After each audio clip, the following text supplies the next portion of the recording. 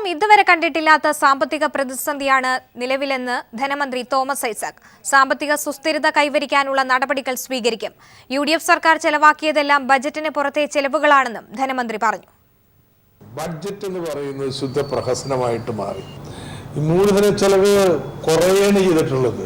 സംസ്ഥാന വരുമാനത്തിന്റെ ശതമാനമായി കണക്കാക്കിയിട്ടുണ്ടെങ്കിൽ ചെലവെല്ലാം ദൈനംദിന ചെലവാക്കി മാറ്റി. അതാണ് ഈ പ്രതിസന്ധിയുടെ കാരണം എന്ന് പറയുന്നത്. ബഡ്ജറ്റിൽ പറഞ്ഞ കാര്യങ്ങൾക്കല്ല, അപ്പപ്പോൾ വിളി തോന്നുന്ന കാര്യങ്ങൾക്കൊക്കെ പണം എടുത്ത് ചെലവഴിക്കാം.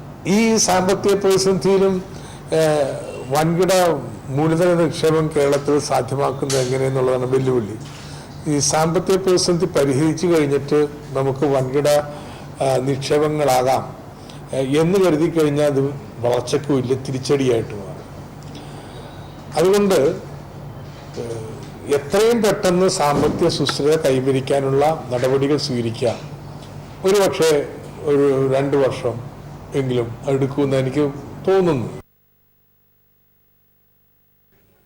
UDF സർക്കാരിന്റെ വിവാദ ഉത്തരവുകൾ പുനഃപരിശോധിക്കാൻ നിയോഗിക്കപ്പെട്ട മന്ത്രിസഭാ ഉപസമിതി തിങ്കളാഴ്ച യോഗം ചേരും. ജനുവരി 1 ശേഷം ഉമ്മൻചാണ്ടി സർക്കാർ കൈക്കൊണ്ട വിവാദ ഉത്തരവുകളാണ് ഉപസമിതി പരിശോധിക്കുക. വിവാദ തീരുമാനങ്ങൾ അന്വേഷിക്കാൻ ഇന്നലെ ചേർന്ന ആദ്യ മന്ത്രിസഭായോഗം തീരുമാനിച്ചിരുന്നു. നിയമം നടപ്പാക്കാനാണ് ശ്രമമെന്ന് സമിതി കൺവീനർ AK ബാലൻ പ്രതികരിച്ചു. കഴിഞ്ഞ സർക്കാർ അവസാനകാലത്ത് തിടുക്കത്തിലെടുത്ത തീരുമാനങ്ങൾ അഴിമതി ലക്ഷ്യമിട്ടാണെന്ന് വിമർശനമുയർന്നിരുന്നു. ഈ സാഹചര്യത്തിലാണ് ജനുവരി 1 ശേഷമുള്ള സർക്കാർ തീരുമാനങ്ങൾ പരിശോധിക്കാൻ ഇന്നലെ ചേർന്ന ആദ്യ മന്ത്രിസഭായോഗം തീരുമാനിച്ചത്. ഇതിനായി രൂപീകരിച്ച മന്ത്രിസഭാ ഉപസമിതിയുടെ ആദ്യ യോഗം തിങ്കളാഴ്ച ചേരും. പ്രതികാര നടപടി സ്വീകരിക്കില്ലെന്നും എന്നാൽ നിയമം നടപ്പാക്കുമെന്നും സമിതി കൺവീനർ AK ബാലൻ പറഞ്ഞു. ഭരണകക്ഷിയായാലും ശരി, പ്രതിപക്ഷത്തായാലും ശരി, അഴിമതിക്കാരാണോ നേതൃത്വം കൊടുക്കുന്നത്, ആരാണോ അഴിമതി നടത്തുന്നത്, അവരെ നിയമത്തിൻ്റെ മുമ്പിൽ കൊണ്ടുവന്ന് നിയമപരമായി ശിക്ഷിക്കുക. അല്ലാതെ ഏതെങ്കിലും പാർട്ടി ഓഫീസിൽ നിന്നുള്ള ശിക്ഷയല്ല. നിയമത്തിൻ്റെ മുമ്പിൽ കൊണ്ടുവരിക. അതാണ് ഗവൺമെൻറ്റിൻ്റെ ബാധ്യത. പിന്നെ ചെയ്യേണ്ടത് കോടതികളാണ്. അപ്പം നിയമത്തിൻ്റെ മുമ്പിൽ കൊണ്ടുവരുന്ന പ്രക്രിയയിൽ ഭരണപക്ഷമെന്നോ പ്രതിപക്ഷമെന്നോ നോക്കില്ല. അവസാന 4 മന്ത്രിസഭാ യോഗങ്ങളിൽ വൻതോതിൽ നടത്തിയ ഭൂമിദാന ഉത്തരവുകളിൽ ചിലത് മാധ്യമങ്ങൾ പുറത്തു കൊണ്ടുവന്നിരുന്നു. ഇതുൾപ്പെടെയുള്ള മുഴുവൻ തീരുമാനങ്ങളും സമിതി പരിശോധിക്കും. AK ബാലന് പുറമെ മന്ത്രിമാരായ TM Thomas Isaac, Mathew T Thomas, VS Sunilkumar, AK Saseendran, Kadannappally Ramachandran എന്നിവരാണ് ഉപസമിതി അംഗങ്ങൾ. News bureau, Thiruvananthapuram. UDF സർക്കാരിന്റെ കാലത്ത് നടന്ന ഭൂമി ഇടപാടുകൾ പരിശോധിക്കുമെന്ന് റവന്യൂ മന്ത്രി E ചന്ദ്രശേഖരൻ. മഴക്കാലപൂർവ്വ ശുചീകരണത്തിന് പ്രഥമ പരിഗണന നൽകുമെന്നും അദ്ദേഹം പീപ്പിളിനോട് പറഞ്ഞു. സെക്രട്ടറി ഉൾപ്പെടെയുള്ളവരെയൊക്കെ ഇന്നലെ കണ്ടിരുന്നു. നാളെ ഉച്ചയ്ക്ക് 2 മണിക്ക് അവരുടെ യോഗം വിളിച്ചിരുന്നു. റവന്യൂ വകുപ്പിലെ ഉദ്യോഗസ്ഥന്മാരുടെ യോഗം വിളിച്ചിരുന്നു. നാളെ കാലത്ത് CM വിളിച്ചു ചേർത്തൊരു യോഗമുണ്ട്. മഴക്കാലപൂർവ്വ രോഗങ്ങളെ സംബന്ധിച്ചുള്ള കാര്യങ്ങൾ ചർച്ച ചെയ്യുന്നതിനുള്ള യോഗമാണ്. അത് വിവിധ ഡിപ്പാർട്ട്മെൻറ്റ് വകുപ്പുകളെല്ലാം ഉൾപ്പെടുന്ന യോഗമാണ്. ആ യോഗം രാവിലെ 11 മണിക്കും. ഇപ്പോൾ കിസാൻ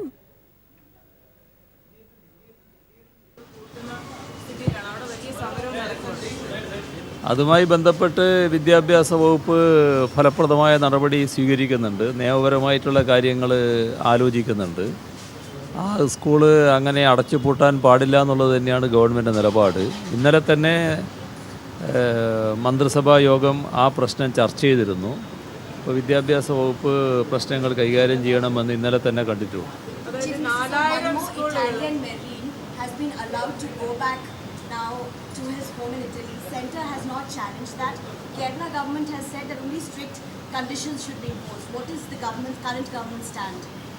ഈ നമ്മുടെ നാട്ടിലെ നിയമത്തിൻ്റെ വഴിക്ക് പോകണമെന്നുള്ളിടത്താണ് LDF ഗവൺമെൻറ് നിൽക്കുന്നത്.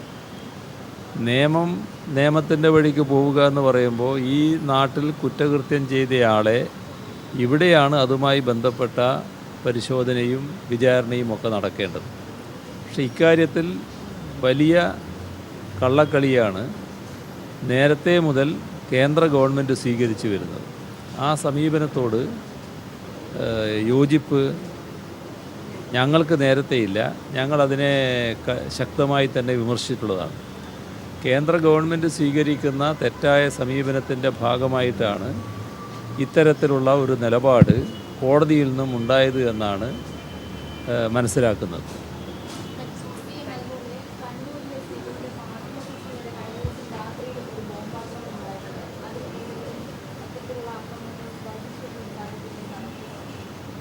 പൊതുവിൽ നമ്മുടെ സംസ്ഥാനത്തിൻ്റെ നിലയെടുത്ത് പരിശോധിച്ചാൽ അത്തരം സംഭവങ്ങളിൽ വലിയ തോതിലുള്ള കുറവുകളാണ് ഉണ്ടായിട്ടുള്ളത്. എന്നാൽ ഇങ്ങനെയൊരു സംഭവം ഉണ്ടായിട്ടുണ്ടെന്നുള്ളത് ശരിയാണ്. നേരത്തെ ഉള്ളതിൽ നിന്ന് കുറവ് തന്നെയാണ് ഇപ്പോൾ സംഭവിച്ചിട്ടുള്ളത്.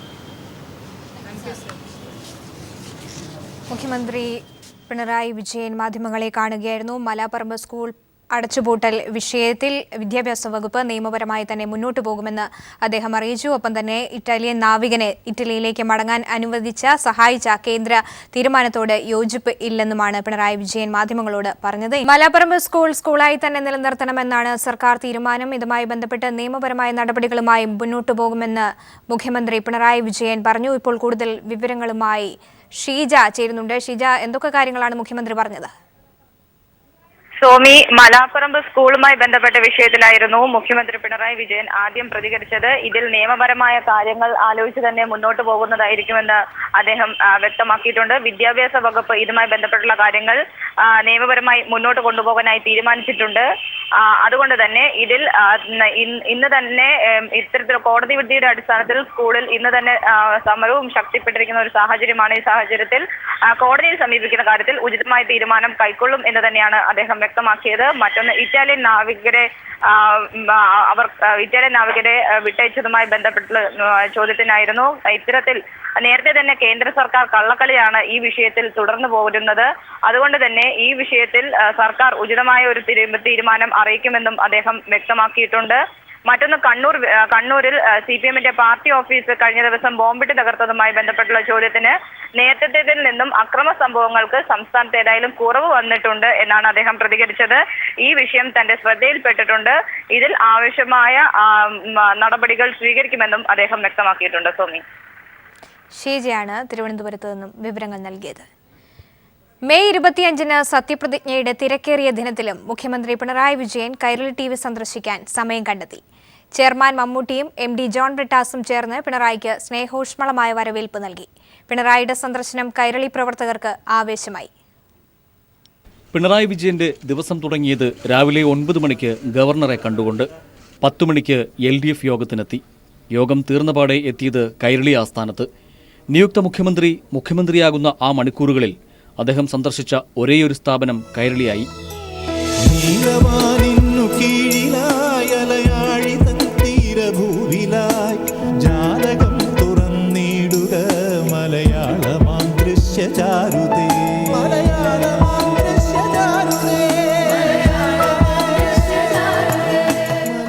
ആ വികാരം കേരളത്തിന്റെ പുതിയ നായകൻ ഇങ്ങനെ വാക്കുകളിൽ പകർത്തി.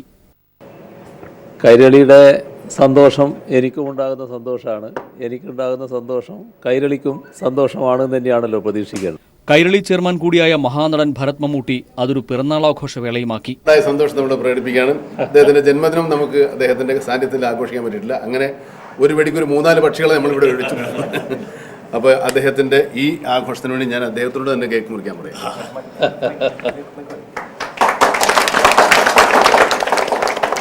അപ്പോൾ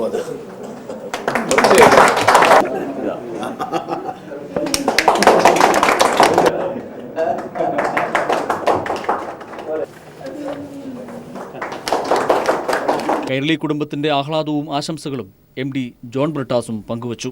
അദ്ദേഹത്തിന്റെ സ്ഥാനലബ്ധി എന്നുള്ളത് കൈരളി കുടുംബത്തിന്റെ കൂടി ഒരു വിജയമായിട്ടും സന്തോഷമായിട്ടും ഞങ്ങൾ കാണുന്നു. വളരെ തിരക്ക് പിടിച്ച ഒരു സമയമായിട്ട് പോലും അദ്ദേഹം കൈരളി കുടുംബാംഗങ്ങളോടൊപ്പം അല്പസമയം ചെലവഴിക്കാൻ വന്നതിൽ അദ്ദേഹത്തോട് നന്ദി ഞാൻ പറയുന്നു, കടപ്പാട് അറിയിക്കുന്നു. ഡയറക്ടർ ബോർഡ് അംഗങ്ങളും ജീവനക്കാരും ചേർന്നാണ് നിയുക്ത മുഖ്യമന്ത്രിയെ വരവേറ്റത്.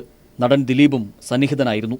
തിരക്കിട്ട പകലിലെ 3/4 മണിക്കൂർ കൈരളി ടവേഴ്സിൽ ചെലവിട്ട പിണറായി വിജയൻ കൈരളിക്ക് ഒരാഹ്വാനം കൂടി നൽകിയാണ് യാത്രയായത്. ഒരു പരസ്പര ബന്ധമാണ് നാം തമ്മിലുള്ളത്. ആ ബന്ധത്തിൻ്റെ അടിസ്ഥാനം നാടിനു വേണ്ടി കൈരളി നിർവഹിക്കുന്ന സേവനവുമാണ്. അത് തുടർന്ന് നല്ല രീതിയിൽ തന്നെ നിർവഹിക്കാൻ കൈരളിക്ക് കഴിയട്ടെ എന്ന് മാത്രം ഇപ്പോൾ ആശംസിക്കുന്നു.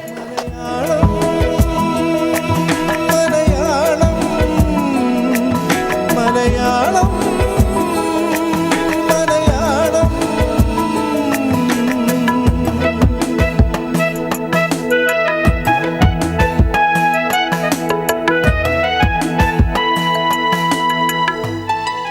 News bureau, Thiruvananthapuram.